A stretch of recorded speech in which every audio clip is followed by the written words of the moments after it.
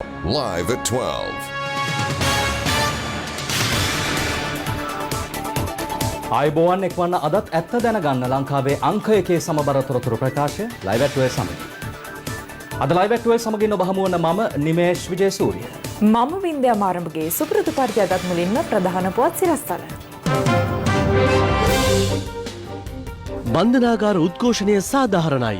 ඒ සඳහා පත් කළ පංච පුද්ගල විමර්ශන කමිටුවෙන් අනාවරණයක්.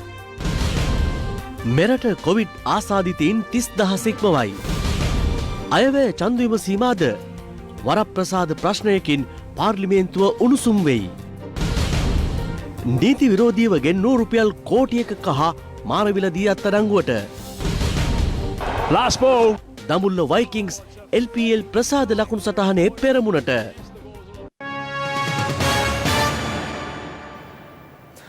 පාර්ලිමේන්තුවේ මාධ්‍යංශයෙන් නිකුත් කළ නිල ට්විටර් පණිවිඩයක් මුල් කරගෙන අද පාර්ලිමේන්තුව තරමක් උණුසුම් වුණා.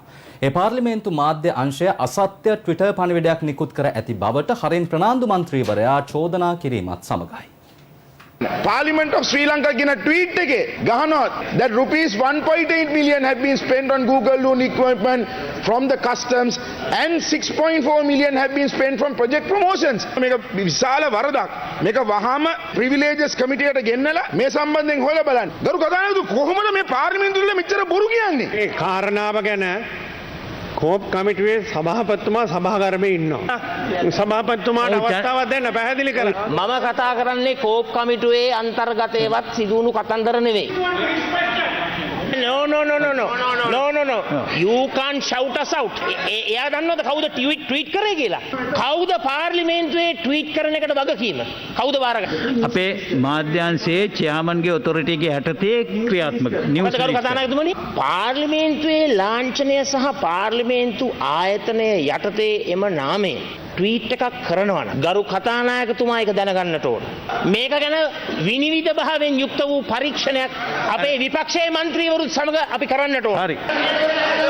පාර්ලිමේන්තුවේ ට්වීට් account එක පාර්ලිමේන්තුව යටතේ ක්‍රියාත්මක වෙනවා. ඒ ට්වීට් account එක හැමතිස්සෙම මේ පාර්ලිමේන්තු සංවාද අප්ඩේට් කරන්න මේක විතර නෙමෙයි දැන් අද සංවාද පවා ඒගොල්ලෝ ට්වීට් කරනවා. ඒක නොසිදු යුත්තක් නම් අපි ඒ ආකාරයෙන් නොකළ යුතුයි. මේකට සම්බන්ධ පාර්ලිමේන්තුවේ නිලධාරීන් කොට්ටාසයක් ඉන්නවා. ඒ සියලු දෙනාටම විරුද්ධ පරීක්ෂණයක් පවත්වන්නට ඕන. මේ මාධ්‍ය අනක වැරදි කියලා මම පැහැදිලිව ආණ්ඩු පක්ෂය වෙනුවෙන් මම කිව්වා මේ පහුගිය කාලේ පහුගිය අවුරුදු පහෙත් මේකමයි වුනේ. මේ ලයිව් දීලා සජීවී දෙනවා වගේ නෙමෙයි. මේ මාධ්‍ය යන්නේ සම්පූර්ණ සමහර වෙලාවට බොරු කතන්දර. ඉතින් මම කිව්වා මේක කරන්න එපා කියලා. මම කිව්වා කෝප් එකෙත් දෙන්න එපා අනිත් එකෙත් දෙන්න එපා කියලා මම කිව්වද නැද්ද? ඒ වෙලාවේදී මට විරුද්ධව කතා කරුවේ. එතකොට මේ මාධ්‍ය යුනිට් එක කවුද හැදුවේ? ඒක හැදුවේ කරු ජයසූරිය මහත්තයා. කතානායකතුමා. හිටපො. අපිට පහර දෙන්න තමයි හැදුවේ කා. මේකට පරීක්ෂණයක් කරන එක වඩා හොඳයි. දැන් යන්න වෙන පැත්තකට. දැන් මේ පිට තියලා කවුරු හොරකම් කරත් ඒක මාධ්‍යයේ දකින්න මේ රටේ ජනතාවත් රටේ බදු කරන ජනතාවත් ආසයි. පාර්ලිමේන්තුවේ ලෝගෝ පාවිච්චි කරලා ඒ පාර්ලිමේන්තුවේ ඉතිහාසයේ වැරදි විදියට දේශපාලනීකරණය කරන කාරණේ තමයි පක්ෂනායකතුමා මතු කරේ. ඒක තමයි අපි විභාග කරන්න තියෙන්නේ. හරි. ඔව්. මම මේ චන්ද මන්තුමාට මතක් කරන්න ඔබතුමාට මේවා පෙවුන්නේ නැහැ ඒ කාලේ. මේවා අනුමැතිය දුන්නේ තමුන්නාන්සේ තමයි ලෝගෝයි බෝගෝයි දාලා ගහලා යුනිට් හද දාලා ගහන්න.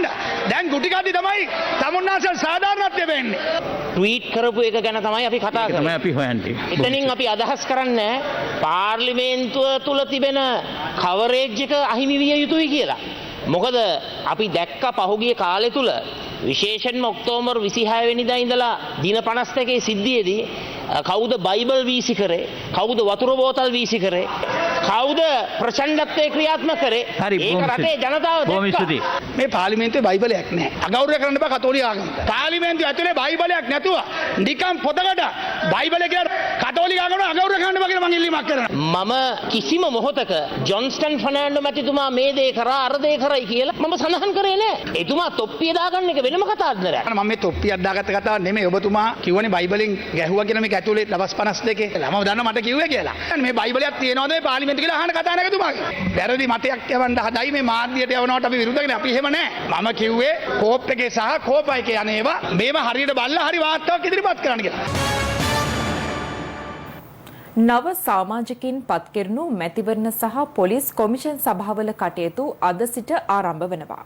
අද උදෑසන එම කොමිෂන් සභාවල සමාජිකින් වැඩබාර ගනු ලැබුවා.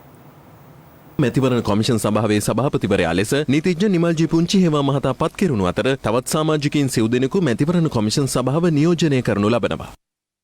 ඔවුන් අද උදෑසන සිය දුරවල වැඩභාර ගත්තා. මේ අතර පොලිස් කොමිසමේ කටයුතුද අද උදෑසන ආරම්භ වුණා. ඒ පොලිස් කොමිසමේ සභාපතිවරයා ලෙස හිටපු පොලිස්පතිවරයෙකු වූ චන්ද්‍ර ප්‍රනාන්දු මහතා වැඩභාර ගැනීමත් සමගයි.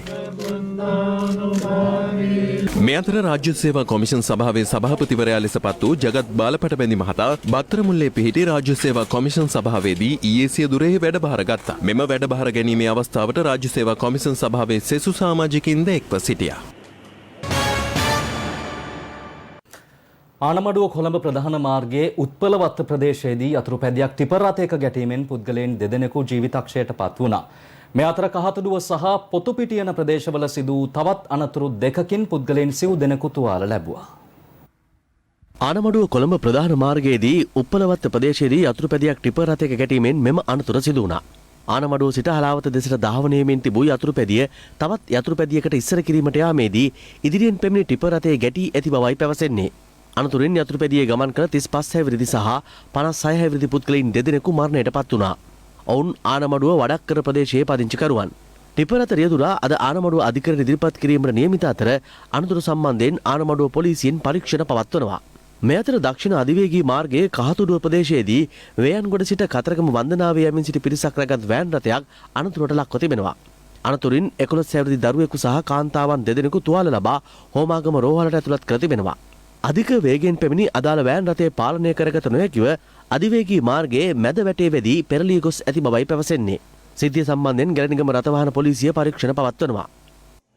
මේ අතර වාද්දුව පොතුපිටිය ප්‍රදේශයේදී මාර්ගයේ දකුණට හැරවීමට ගිය ත්‍රිරෝද රථයක මෝටර රථයක් ගැටෙන ආකාරය CCTV කැමරාවක මෙලෙස සටහන් නොතිබුණා. රියදුරන් දෙදෙනාගේ අපරීක්ෂාකාරී රියධාවනය මෙම අනතුරට හේතු වී ඇති අතර පොලිස් විමර්ශනවලදී අනාවරණ වී ඇත්තේ මෝටර රථයේ රියදුරා බීමත්ව සිට ඇති බවයි. පානදුර අධිකරණ ඉදිරිපත් කිරීමෙන් අනතුරු ඔහුගේ රියදුරු බලපත්‍රය මාස 6කට අධිට වූ මහේස්ත්‍රාත්වරයා රුපියල් ලක්ෂ 5ක ශරීර ඇප මත සැකකරු මුදා හැර තිබෙනවා. මේ අතර යතුරුපැදියක ගමන්ගත් පුද්ගලයෙකු අනතුරට ලක් වී ලොරි රථයක පසුපස රෝදයට හසුවන ආකාරය දැක්වෙන අනතුරක් සමාජ මාධ්‍ය ඔස්සේ මෙලෙස සංසරණය වනවා.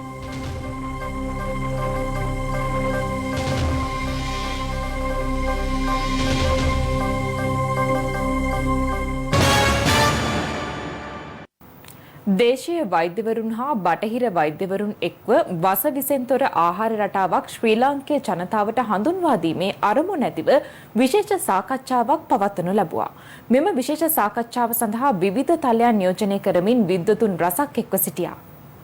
ශ්‍රී ලාංකේය ජනතාවට පාරම්පරික වශයෙන් හුරුපුරුදු ආවේනික ආහාර ක්‍රමයක් තිබූ බවත් එම ක්‍රමයන් නැවත ඇති කිරීම සඳහා මෙම විශේෂ සාකච්ඡාවේදී ගැඹුරින් සාකච්ඡාවට ලක් වුණා. අතීතයේ වසවිසින් තොර ආහාර හඳුනා ගන්නා ස්වභාවයක් පැවති බවත් එවැනි ආහාර රටාවන් නැවතත් ජනතාවට හඳුන්වා දීම සඳහා මෙහිදී සාකච්ඡා කරනු ලැබුවා. ජීවිත දර්ශනයක් හඳුන්වා දීම වැඩසටහනට අපි තියෙන්නේ. ඒක බෙදන්න බෑ බටහිරද දේශීයද එහෙම කියලා බෙදන්න බෑ. 2021 වසරේ ජනවාරි මාසයේ සිට විශේෂ ජාතික කමිටුවක් තුලින් මෙම විශේෂ වැඩසටහන ක්‍රියාත්මක කිරීමට නියමිතව තිබෙනවා. ඒ සඳහා දේශීය වෛද්‍යවරුන්, බටහිර වෛද්‍යවරුන් සහ විවිධ තලයන් නියෝජනය කරන විද්වතුන් එක්වීමට නියමිතයි. මෙම විශේෂ හමුවට සහභාගී වූ දේශීය වෛද්‍ය අමාත්‍ය සිසිර ජයකොඩි මහතා පවසා සිටියේ අපගේ ආහාර ක්‍රමවේදය ජීවන දර්ශකයේ මෙහෙවන මෙම ජාතික කමිටුවට එක්වන ලෙස රටට ආදරය කරන සියලු දෙනාටම ආරාධනා කරන බවයි. ලාංකීය ජනතාවට අනන්‍ය වෙච්ච පාරම්පරික ජීවන කලාවක් රටාවක් තිබ්බා. ඒ රටා හඳුනා දෙන විශේෂයෙන්ම වසවිසින් තොර ආහාර ලබා ගන්න ක්‍රමවේද, ඒවා වගා කිරීමේ ක්‍රමවේද, කැඳ වර්ග පානය කිරීමේ ක්‍රමවේද, අපේ නැති වීගෙන යන දේශීය ආහාර මේ සියල්ල පිළිබඳ විධිමත් සාකච්ඡාවක් කිරීම ආරම්භ කළා. ජාතික කමිටුවක් නිර්මාණය කිරීම සඳහා අපි ආරාධනා කරනවා මේ රටේ සියලුම රටට ආදරය කරන අපේ පාරම්පරික උරුමයන් සුරකින්න කැපවෙච්ච සියලු දෙනාට එකට එකතු වෙලා මේ අපේ ආහාර ක්‍රමවේදයේ ජීවන දර්ශනය මෙහෙවන ජාතික වැඩසටහන ජාතික කමිටුවත් එක්ක එකට එකතු වෙන්න කියලා. COVID-19 ආසාදිත මෙරට සමස්ත රෝගීන් සංඛ්‍යාව ඊයේ පස්වරුව වන විට 30000 සීමාව ඉක්මවා ගියා. එමෙන්ම මෙරටින් වාර්තා වන COVID-19 ආසාදිත මරණ සංඛ්‍යාවද 144ක් දක්වා ඉහළ ගියා. ඊයේ දිනේදී මෙරටින් වාර්තා වූ මරණ දෙකක්ද සමගයි. කොළඹ 10 ප්‍රදේශයේ පදිංචි අවුරුදු 62ක් වයස ඇති පුද්ගලයෙක් මුල්ලේරියාව මූලික රෝහලේ ප්‍රතිකාර ලබමින් සිටියදී ඊයේ දිනේ මිය ගියා. රජයේ ප්‍රවෘත්ති දෙපාර්තමේන්තුව සඳහන් කළේ කොවිඩ් නියුමෝනියා තත්ත්වයේ එම මරණයට හේතු වී ඇති බවයි. මේ අතර කොළඹ 15 ප්‍රදේශයේ පදිංචි දින 21ක් වයස ඇති බිලිඳියක් පසුගිය 8 වෙනිදා කොළඹ රිජ්ජේ ළමා රෝහලේදී මරණයට පත්වුණා. ලේ විෂවීම, බහුඉන්ද්‍රිය අක්‍රියවීම සහ කොවිඩ්-19 නියුමෝනියාව මෙම මරණයට හේතු වී ඇති බවට පසුව කරන ලද පරීක්ෂණ වලින් අනාවරණය වී ඇති බව රජයේ ප්‍රවෘත්ති දෙපාර්තමේන්තුව ඊයේ රාත්‍රියේදී නිවේදනය කළා. කෙසේ වෙතත් මෙම බිලිඳියට වෛරසය ආසාදනය වූ ආකාරය පිළිබඳව තවමත් තහවුරු වී නැහැ. මේ අතර කොවිඩ් ආසාදනය වීමෙන් මියගිය බිලිඳියගේ සිරුර බහර ගැනීමට එම බිලිඳියගේ දෙමව්පියන් හෝ ඥාතීන් ඉදිරිපත් නොවීම හේතුවෙන් එම සිරුරු රජයේ වියදමෙන් ආදාහනය කිරීමට පියවරගත් බව ස්වර්ණවාහිනී පත්තරේ වැඩසටහන හරහා අද පෙරවරුවේ කරන ලද විමසීමකදී අනාවරණය වුණා. කුඩා දරුවෙක් නැතුණා දවස් 20ක බිලිඳෙක් තමයි නැතුනේ. මේ දරුවාගේ මරණය සහ මේ දරුවාට කොවිඩ් වැළඳී තිබෙන ආකාරය සම්බන්ධයෙන් මේ වෙනට තොරතුරු වාර්තා වෙනවද? මේ රෝගියා මියගේ කොරෝනා රෝගේ වැළඳීමම නෙවෙයි කියන කාරණාව තමයි අපිට පැහැදිලි වෙන්නේ. මොකද සියලු වාර්තාවලින් අපිට සනාථ වෙලා දෙනවා මේ දරුවාට ඉතාමත්ම දරුණු ගණයේ නියුමෝනියා රෝගී තත්ත්වය ඇති වෙලා තියෙනවා. නමුත් මේ රෝගී තත්ත්වයෙන් අපිට දරුවා බේර ගන්න ලැබුණ හැකියාවක් තියෙනවා. මේ දරුවා කල් වේලා ඇතිව අපිට රැඟනාව නම් මේ දරුවාට වැළඳී ඇති ආකාරය පිළිබඳව තාම නිශ්චිත වශයෙන් අපිට තොරතුරු ලැබෙන්නේ නැහැ. ඒ පිළිබඳව තොරතුරු සොයා බැලීමට තියෙන කොළඹ මහනගර සභාවේ වෛද්‍ය අංශයට මේ අංශයට අපි දැනුම් දීලා තියෙනවා. ඒ අංශයේ විසින් ගමට ගිහිල්ලා ගෙවල් වලට ගිහිල්ලා ඒ රෝගීන් ඒ කියන්නේ නිවසියන් පරීක්ෂා කරලා බලලා ඒ තොරතුරු අපිට ආදහෙට වෙනකොට ලැබේවි. කෙසේ වෙතත් මවට හා පියාට මේ වෙන විට කොරෝනා රෝගී තත්ත්වය නැහැ. සමහරක් වෙලාවට මීට පෙර වැළඳිලා මේ වෙන විට සුව වෙලා තියෙන්න පුළුවන්. වෛද්‍යතුමනි මේ කුඩා දරුවගේ මල සිරුර සම්බන්ධයෙන් යම් කිසි ගැටලුකාරී තත්ත්වයක් උද්ගත වී ඇති බවට වාර්තා වෙනවා. ඇත්තටම ඊයේ පෙරේදා දින හවස 4 පමණ මියගිය දරුවාගේ ඒ කටයුතු අපි සෙල්ලම සූදානම් කරා. ඒ වගේම අධිකරණ වෛද්‍යවරයාටත් ඒ වගේම මරණ පරීක්ෂකවරයාටත් ඉදිරිපත් කරලා ඒ සියලුම කරුණු සාර්ථක ඉටු කරත් මේ මරණය බාර ගැනීම සඳහා දෙමාපියන් ඉදිරිපත් වුණේ නැහැ. ඥාතිවරයෙක් පැමිණලා නමුත් ඔහුටත් බාර ගැනීමට බැරි බව ප්‍රකාශ කරා. කෙසේ වෙතත් අපි රජයේ වියදමින් මේ දේහය ආදාහනය කිරීමට කටයුතු කරා. ඊයේ වාර්තා වූ මෙම මරණ දෙකත් සමග මෙරටින් වාර්තා වන සමස්ත කොවිඩ්-19 ආසාදිත මරණ සංඛ්‍යාව 144 දක්වා ඉහළ ගියා. මේ අතර වෛරසය ආසාදනය වූ රෝගීන් 697 දෙනෙකු ඊයේ දිනේදීත් මෙරටින් වාර්තා වුණා. එම රෝගීන්ගෙන් 694 දෙනෙක් දේශීය වශයෙන් හඳුනාගෙන ඇති අතර 30 දෙනෙක් විදේශයන්හි සිට පැමිණි පිරිස අතරින් හඳුනාගෙන තිබෙනවා. මෙරටින් හඳුනාගත් රෝගීන් 694 දෙනාගෙන් 357 දෙනෙක්ම කොළඹ දිස්ත්‍රික්කයෙන් හඳුනාගෙන තිබෙනවා. 219 දෙනෙකු ගම්පහ දිස්ත්‍රික්කයෙන්ුත් 38 දෙනෙකු මහනුවර දිස්ත්‍රික්කයෙන්ුත් 16 දෙනෙක් කළුතර දිස්ත්‍රික්කයේ අටලුගම ප්‍රදේශයෙන්ුත් හඳුනාගත් බව යුද හමුදාපති ලුතිනන්ට් ජෙනරාල් ශවේන්ද්‍ර සිල්වා මහතා සඳහන් කළා. කොළඹින් හඳුනාගත් රෝගීන් 357 දෙනාගෙන් 101 දෙනෙකුම හඳුනාගෙන තිබුණේ වැලිකඩ බන්ධනාගාරය ආශ්‍රිතවයි. මේ බොහෝමයක් රෝගීන් මීට කලින් අපි හඳුනාගත්තු රෝගීන්ගේ ආශ්‍රිතින් විදිහට අපි හඳුනාගත්තු අය අනිත් අයගේ අපි ප්‍රභවය විමර්ශනය කරමින් සිටිනවා. මේ වගේ බොහෝ අවස්ථාවලදී මේ රෝගීන් එකම පොකුරකට නැත්නම් අපිට හඳුනාගත්නා ප්‍රභවයකට සම්බන්ධව අපි හඳුනා ගන්නා රෝගීන්. ඒ වගේම ආයතන කිහිපයක අපිට රෝගීන් වාර්තා වීම සිද්ධ වුණා. මේ අපි දකින අලුත් ප්‍රවණතාවයක්. ඒ අනුව මෙරටින් වාර්තා වන සමස්ත කොවිඩ්-19 ආසාදිත රෝගීන් සංඛ්‍යාව 30074 දක්වා ඉහළ ගියා. එම රෝගීන්ගෙන් 21799 දෙනෙකුම සුවය ලබා රෝහල් වලින් පිටව ගොස් ඇති අතර තවදුරටත් ප්‍රතිකාර ලබන්නේ රෝගීන් 8131ක් පමණයි. මේ අතර කොළඹ දිස්ත්‍රික්කයේ පොලිස් බල ප්‍රදේශ 9ක් සහ ග්‍රාම සේවා වසම් 25ක් තවදුරටත් හුදකලා කර තිබෙනවා. එමෙන්ම මහල් නිවාස කිහිපයක්ද හුදකලා කිරීමට ආරක්ෂක අංශ පියවරගෙන තිබූ අතර පොලිස් මාධ්‍ය ප්‍රකාශක නියෝජ්‍ය පොලිස්පති අජිත් රෝහණ මහතා සඳහන් කළේ එම මහල් නිවාස ආශ්‍රිත පුද්ගලයන් කඩිනමින් PCR පරීක්ෂණ සඳහා යොමු කර හුදකලා තත්ත්වය ඉවත් කිරීම සම්බන්ධයෙන් ඉදිරි දින කිහිපය තුළ තීරණය කරන බවයි. විශේෂයෙන්ම ඊයේ දිනේදී කොළඹ නගරයේ ආශ්‍රිත බොහෝ මහල් නිවාසවල PCR පරීක්ෂණ ඒ වගේම ඇන්ටිජන් පරීක්ෂණ සිදු කරනු ලැබුවා. ඒ සම්බන්ධ ප්‍රතිඵල ලැබීමට නියමිතව තිබෙනවා. විශේෂයෙන්ම සෞඛ්‍ය අංශය වගේම ආරක්ෂක අංශ පොලිසිය අපි බලාපොරොත්තු වන්නේ ඉතා ඉක්මනින් දීර්ඝ කාලයක් මේ ආකාරයට හුදකලා කර තිබෙන ප්‍රදේශයේම හුදකලා බවින් මුදා හැරීම සඳහා ඒ නිසා මේ PCR පරීක්ෂණ සිදු කර ප්‍රතිඵල ලබා ගන්නේ. ඒ ප්‍රදේශවලින් ආසාදිතයින් එහෙම නැත්නම් අනුපොකුරු නිර්මාණය වෙන්නේ නැත්නම් අපිට පුළුවන් වෙනවා ඒ ප්‍රදේශ මුදා හැරීම සඳහා. මේ අතර ඉදිරියේදී එළඹෙන උත්සව සමය ඉලක්ක කරගනිමින් සංචරණ සීමා පැනවීමේ තීන්දුවක් තවමත් ගෙන නොමැති බව යුද හමුදාපති ලුතිනන්ට් ජෙනරාල් ශවේන්ද්‍ර සිල්වා මහතා ස්වර්ණවාහිනී පත්තරයේ වැඩසටහන සමග එක්වෙමින් අද පෙරවරුවේ සඳහන් කළා. ඉස්සරහට එන්නේ උත්සව සමය.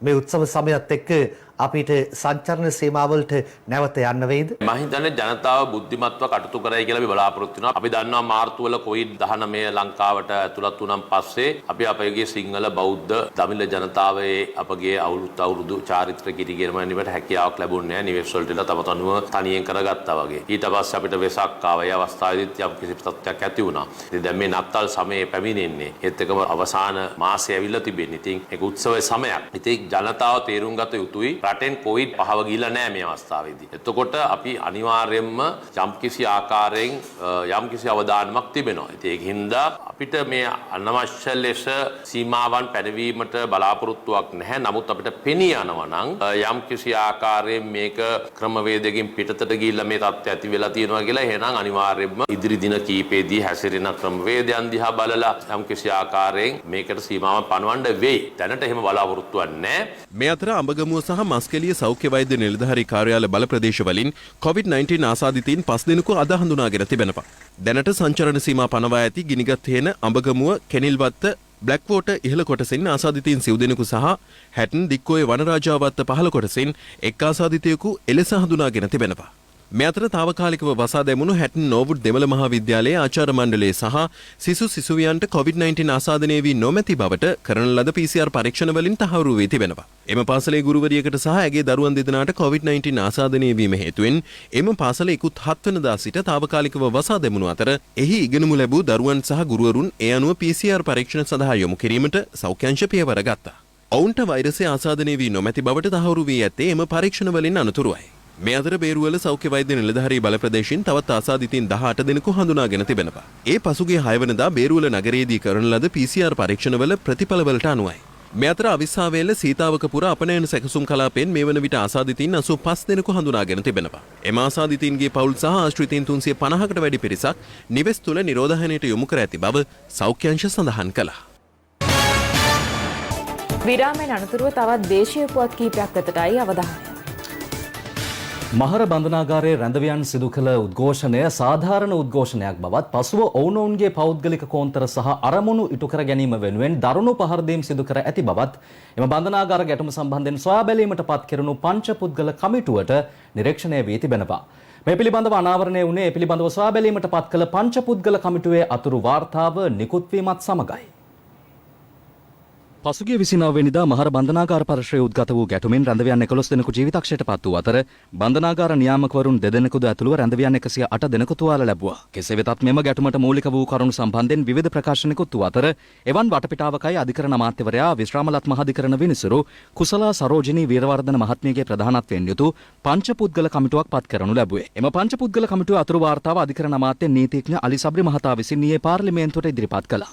එම පංච පුද්ගල කමිටුවේ අතුරු වාර්තාවට අනුව ගැටුම ආරම්භ වූ පසුගිය 29 වෙනිදා සවස් 3:30ට පමණ M2 වාට්ටුව අසල රැඳවියන් සඳහා ආහාර බෙදා දීම සුපුරුදු පරිදි සිදු වී තිබෙනවා. එම අවස්ථාවේදීම එහි සිටි රැඳවියන් කෑම වතුර වගේයි මැසිවිලි නගා ඇති බවත් අතුරු වාර්තාවේ සඳහන්. ඒ අතරතුර තවත් රැඳවියන් 2 දෙනෙකු අගුළු දමා තිබූ එල් වාට්ටුවේ අගුළු කඩා ඇති අතර එය COVID-19 රෝගය නිසා වසා දමා තිබූ කිසිවෙකුට එළියට නොයන ලෙස දැනුම් දී තිබූ වාට්ටුවක් වීමද විශේෂත්වයක්. ලද අවසරෙන් එල් වාට්ටුවේ රැඳී සිටි රැඳවියන්ද පිටතට පැමිණ තිබෙනවා. ඉන්පසු අනෙක් වාට්ටුවලද දොරගොළු කඩා රැඳවියන්ට පිටතට පැමිණීමට ඉඩ සලස්වා විශාල උද්ඝෝෂණයක් ආරම්භ කර ඇති බවයි අතුරු වාර්තාවෙන් දක්වා ඇත්තේ. කෙසේ වෙතත් මහර බන්ධනාගාරයේ රැඳී සිටි රැඳවියන් 1000කගේ PCR පරීක්ෂණ පසුගිය මාස 25 සහ 27 යන දිනයන්හිදී සිදු කර තිබූ අතර එහි ප්‍රතිඵල 28 වෙනිදා සවසත් 29 වෙනිදා උදෑසනත් ලැබී තිබූ අතර එහිදී නිලධාරීන් 6 දෙනෙකුට සහ රැඳවියන් 180 දෙනෙකුට පමණ COVID-19 වෛරසය ආසාදනය වී ඇති බව තහවුරු වී තිබෙනවා. නමුත් මෙම කරුණු නිල නොවන මට්ටමින් රෝහලින් පිටතටත් රැඳවියන් වෙතත් ලැබී තිබූ බව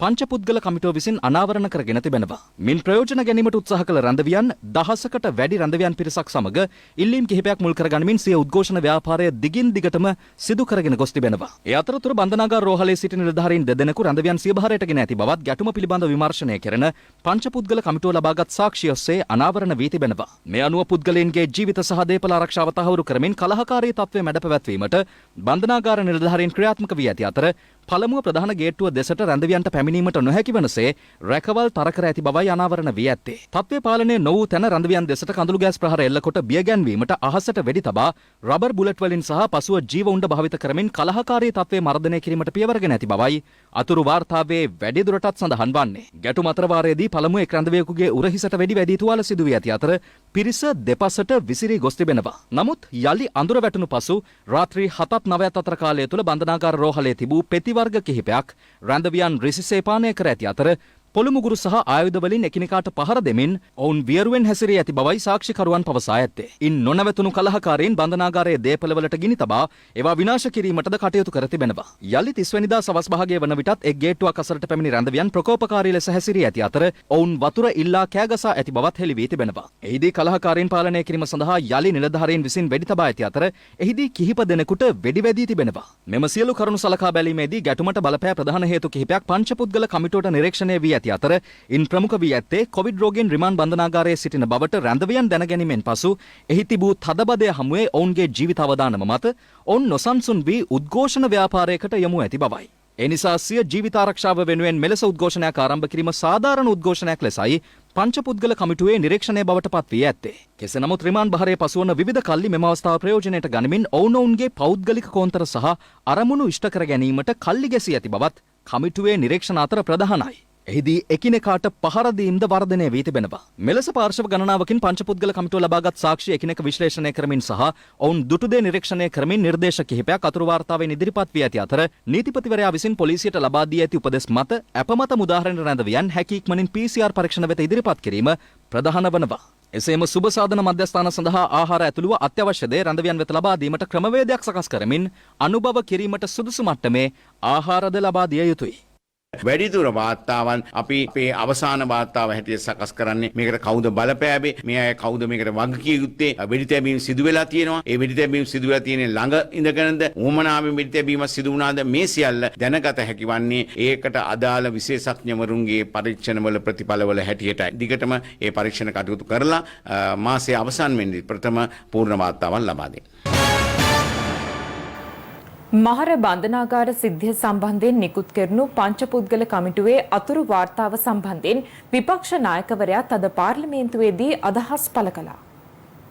ඊයේ දවසේ මේ වාර්තාව සභාගත කරා මහර බන්ධනාගාර මිනිමැරුම් පිළිබඳව මේ වාර්තාවේ කියනවා සිටිය යුතු රැඳවියන්ගේ ජනගහනයට වැඩිය 3 ගුණයක් ඉඳලා තියෙනවා. එතකොට මේ රැඳවියන්ගේ ප්‍රධාන ඉල්ලීම වෙලා තිබෙන්නේ PCR පරීක්ෂණ කිරීම, COVID-19 රෝගීන් ඉවත් කිරීම. ඒ වගේම අනුභව කරන්න පුළුවන් ආහාර ලබා දීම. මේ වාර්තාවේ සඳහන් වෙලා තිබෙනවා ජීව උණ්ඩ පාවිච්චි කරලා තිබෙනවා. වෙඩි තියලා තියෙනවා. එතකොට මේ නිරීක්ෂණවල කියනවා තදබදයේ උණ රෝගයේ පැතිරීම නිසා මේ කරපු උද්ඝෝෂණය සාධාරණයි කියලා. එතකොට මේ සාධාරණ උද්ඝෝෂණයකට ආහාර ඉල්ලපු උද්ඝෝෂණයකට තමයි වෙඩි තියලා තියෙන්නේ. ඒ වගේම මොනවද නිර්දේශ වලින් කියන්නේ? ඉක්මනින් PCR පරීක්ෂණ කරන්න. නිලධාරීන් වැඩි කරන්න. අනුභව කරන්න පුළුවන් ආහාර ලබා දෙන්න. ඒ වගේම බෙහෙත් ලබා දීම යථා තත්ත්වයට පත් කරන්න. ඉතින් ගරු කතානායකතුමනි අද වැනි දවසක ලෝක මානව අයිතිවාසිකම් දිනේ දවසේ මේ වාර්තාව පෙන්눔 කරලා තිබෙනවා මහර බන්ධනාගාර සිද්ධිය තුල මානව අයිතිවාසිකම් උල්ලංඝනය වෙලා තිබෙනවා. ඔබ නැවතත් ලයිව් ඇට් 12 සමගින්. ඔව්. කොවිඩ් වසංගතයේ හමුවේ හුදකලා කළ ප්‍රදේශයන්හි වෙසෙන ජනතාවට සරණක් වන්නට ස්වර්ණශ්‍රී සත්කාරය හරහා පහුගිය දිනවලත් අපි කටයුතු කළා. පසුගිය දින දෙකේ ශ්‍රී ලංකා ටෙලිකොම් සහ මොබිටෙල් ආයතනයන්හි දායකත්වයෙන් බොරැල්ල සිරිසර උයනේ පදිංචි ජනතාවට අදියර දෙකකින් වියලි ආහාර ලබා දීමට කටයුතු කළ අතර එහි තවත් අදියරක් අද ක්‍රියාත්මක කෙරුණා.